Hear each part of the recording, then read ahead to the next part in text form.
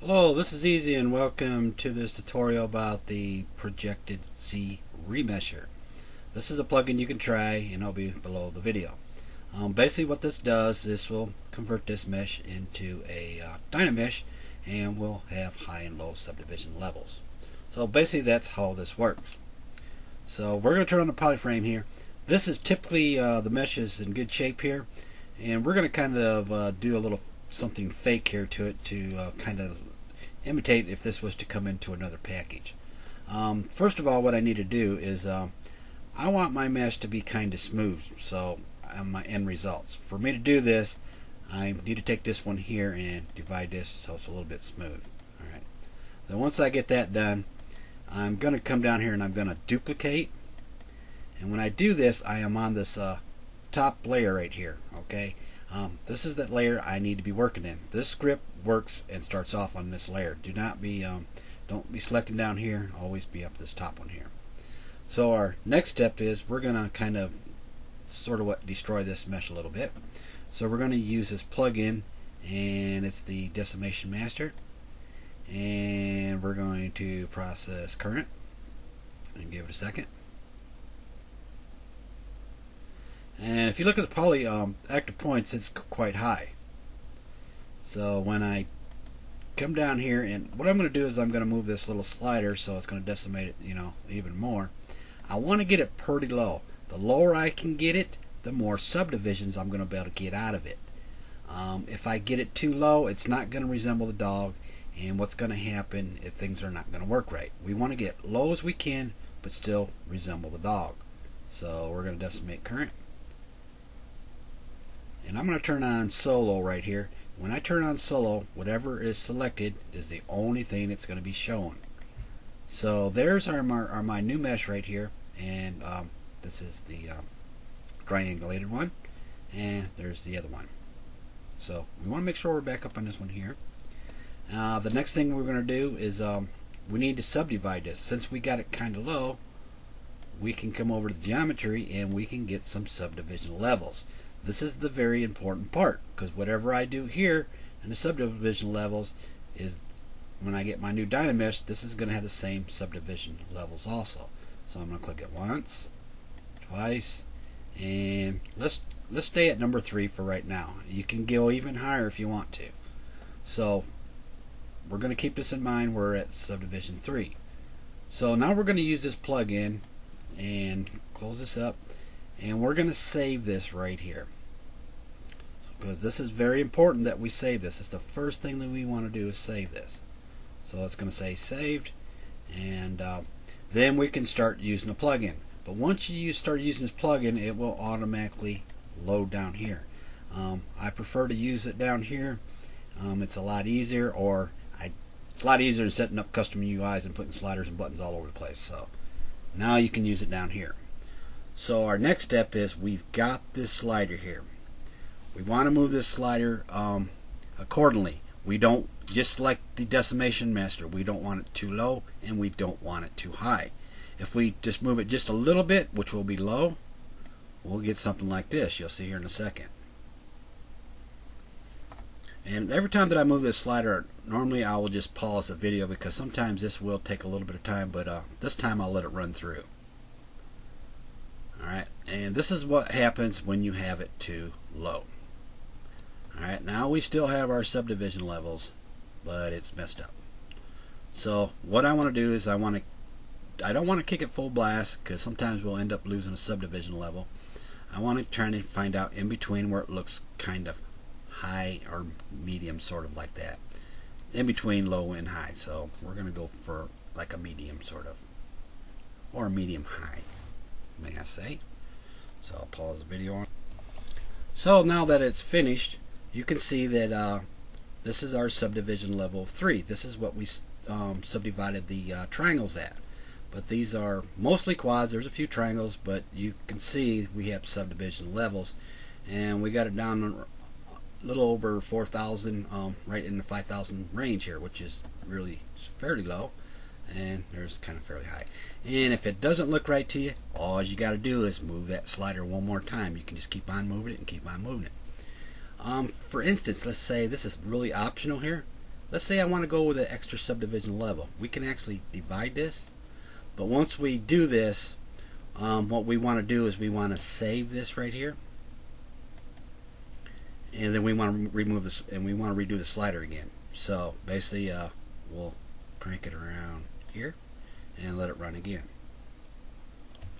Okay, now that it's finished, now we have 4 subdivision levels.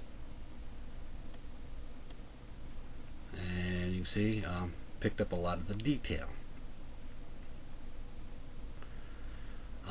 Another important thing to do is anytime that you make adjustments to this mesh by selecting something, you need to save it. By default, what happens is it automatically turns projection on. This will always be on because this converts it into a Dynamesh. If we want to always use it with polish, if I select here and run the script, well, polish will not work because you need to save it. So if we want to use polish every time, we need to press save and run the script again. Actually, I'll tone it down a little bit more right here. I think the last time I had it around 84 or 85. As you can see, it kind of destroyed it because 2 things is, one was with the polish. Polish is good, but you got to kick up the resolution a little bit more here, so we're going to need to kick this a little higher for this to work a little bit better. You see what happened is tell me to subdivide that. So basically I'm just going to load the old mesh back in, and when I press load, you'll see I got my subdivisions back before I didn't. Then I'll just kick this up a little bit higher. As you can see, it got a little bit better, but back this tail here is still messed up. Is because I need to go a little bit higher. That's why it's always best to start a little bit low and go in increments higher and higher and higher until you get that right results what you're looking for. Basically what I'm going to do is I'm going to turn off the polish, and for me to turn that back off, we're going to go ahead and load the original mesh. As you can see right here, we're going to load this back up with the subdivision right here.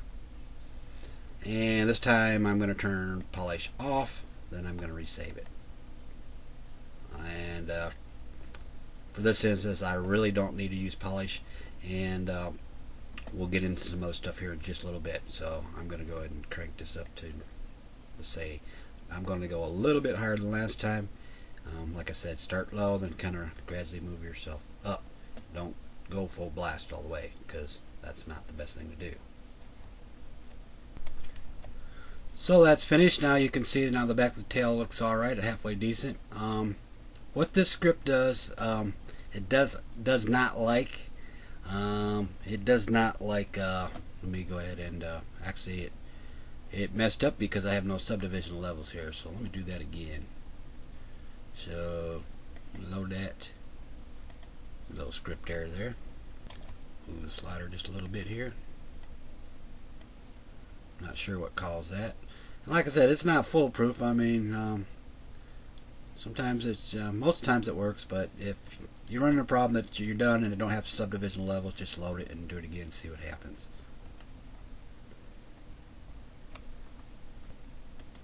So now you can see I got the subdivision levels back, and it's like this. So basically what this how this kind of works, a script, when you save something and you move one of these settings, one of the settings you will be paying a lot of attention to is this distance slider, because I'm not going to explain how the script works, maybe a little bit. If things don't work right, you may want to move this distance slider, then you would save it, because what happens is it's going to save this tool and it's going to save this distance value right here, and as soon as I move this slider, what happens is it reloads the tool that you saved. So anything that's saved with a setting, it's going to reload the same settings. So it's very it's not that complicated, but it's very easy. Whatever you do, you need to go ahead and do your adjustment and save it. That way it can reload it.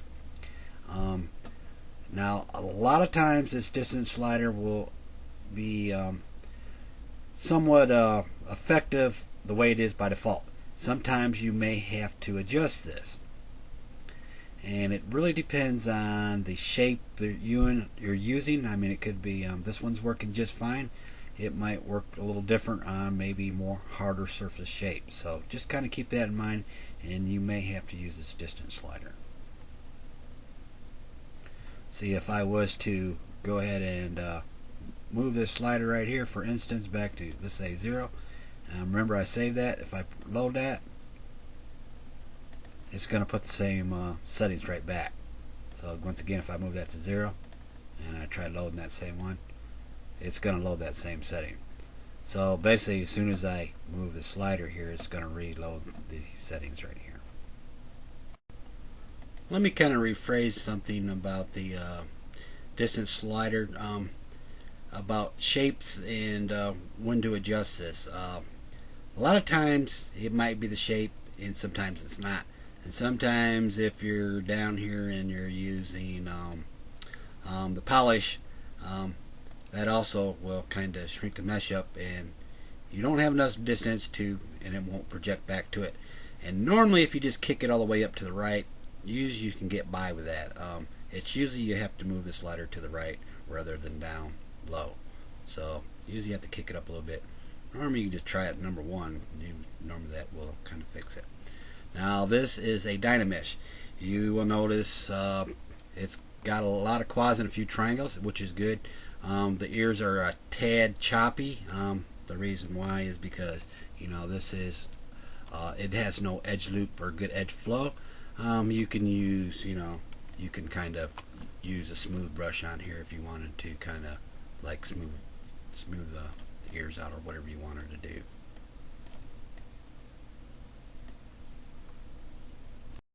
Now that I'm using a completely different shape here, this is more of a hard surface. This one has been triangulated, and we got solo on. If I turn polyframes off, you will notice it does have a few bumps and artifacts in here because I did a little too much, and I could have, you know, probably made that a little bit better, but that's not going to be a problem as long as I got pretty close. And we'll turn the polyframes in, and here's our original one. So once again, we always need to be on this top one, but if I subdivide this to try getting any kind of subdivision levels, and we kind of get this crinkling going on, which we don't. So we're going to Control Z that, and this time we're just going to turn off smooth, and we're going to divide it and divide it. And this time, once again, we're going to press save, and we're going to save that. And remember, we're always viewing just the triangulated one because we have solo on. So let's take a look at this and crank that up and see what's going to happen.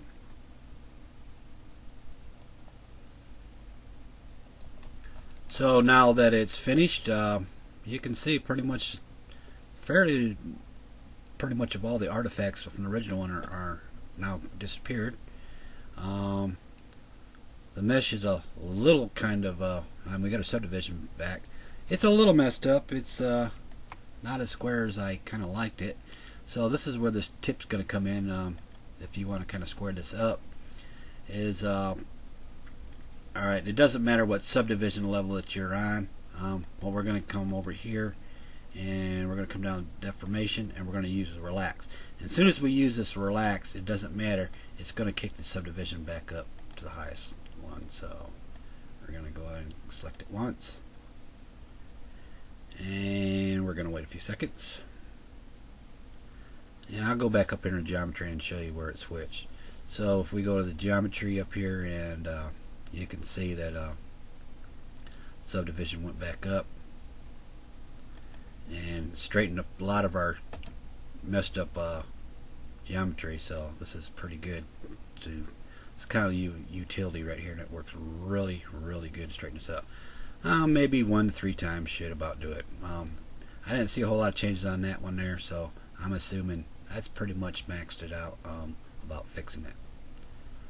So let's go ahead and take a look at the lower subdivision level, and then we have our nice little squares in it. You'll probably have to zoom in the video to see the squares real good. What I'm going to do is I'm just gonna try running the script one more time, but I want to just save this real quick, just on see what's going to happen here. Just kind of experiment with it, and this time I'm just going to kick it down just a little bit lower. I want a little bit lower subdivision levels from low to high, so we'll turn it down maybe 45.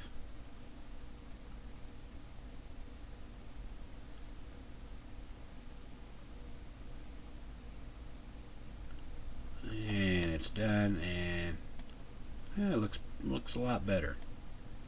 I'm going to use the relax on it one more time, and we get something like this.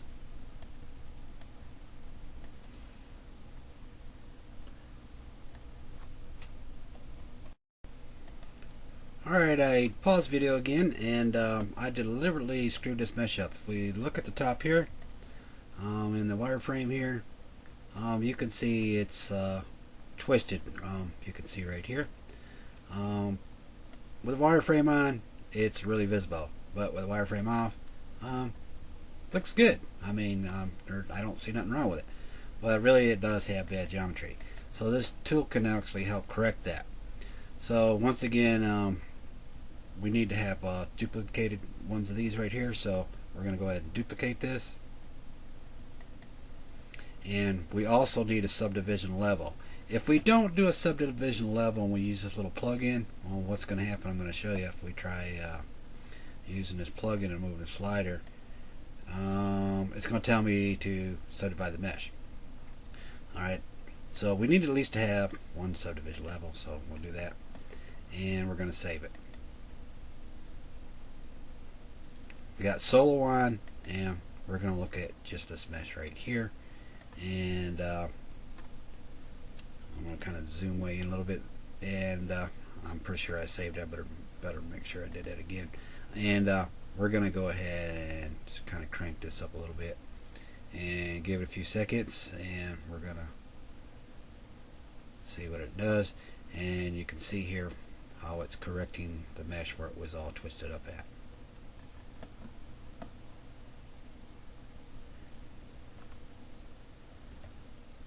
It's about finished, and then we're going to move the slider here when it's done. And we don't have any more of that twisting going on.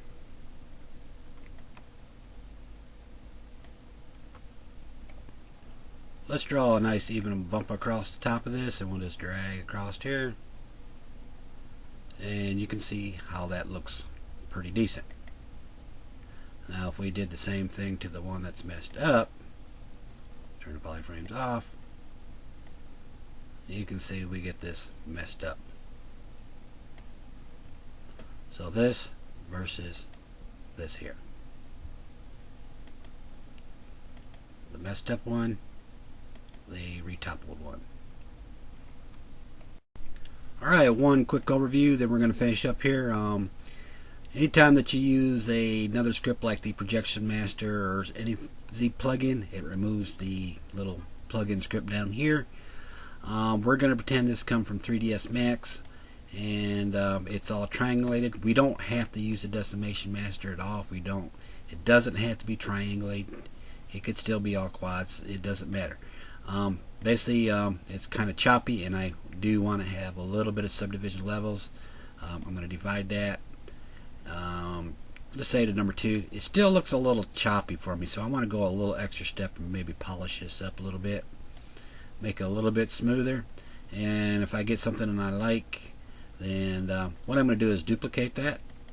And you can see I'm still stuck on the top one, which I still want to be on this top subtool layer. Since I duplicated it, I automatically have subdivision level. Very important to have subdivision levels when we're on the top layer. Then we're going to run this plug-in, and we're going to go ahead and press save. And once we do that, the new script loads down here. Just to be on the safe side, you don't have to press save twice, but I'll show you that we'll just do that just to be on the safe side here. And we're going to run the script. And when I run the script, I kind of always keep an eye and make sure I'm going to get my subdivisions back, because that's the most important thing of the script right here. And like I said, you start kind of low, then you kind of work your way up. Alright, and then there's our new finished one here. Now it's mostly all quads instead of triangles. And we load the previous one up. You can see the previous one was all triangles. So if we want a little bit more denser, we'll just go ahead and divide that again, save it, and we'll increase this a little bit and let that run that script a little bit. This time I won't even pause. I'll let it run all the way through. It might be a little bit long, and you can kind of see how it processes through.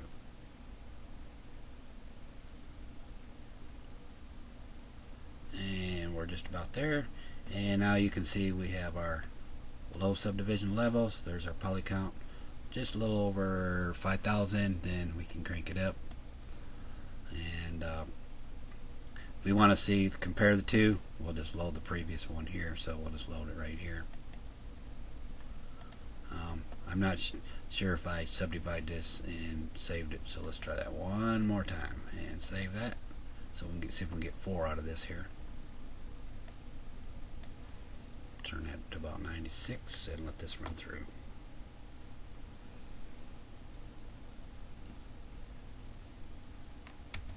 And it's finished up there, and now we got our subdivision levels back. This one's a little over 6,000 at the lowest, and we cranked it up to the highest. Turn off the poly frames, take a look, turn them back on. Now if we want to compare this one here to the original one, we could actually just load this one back if we wanted to, just for a little general purposes here.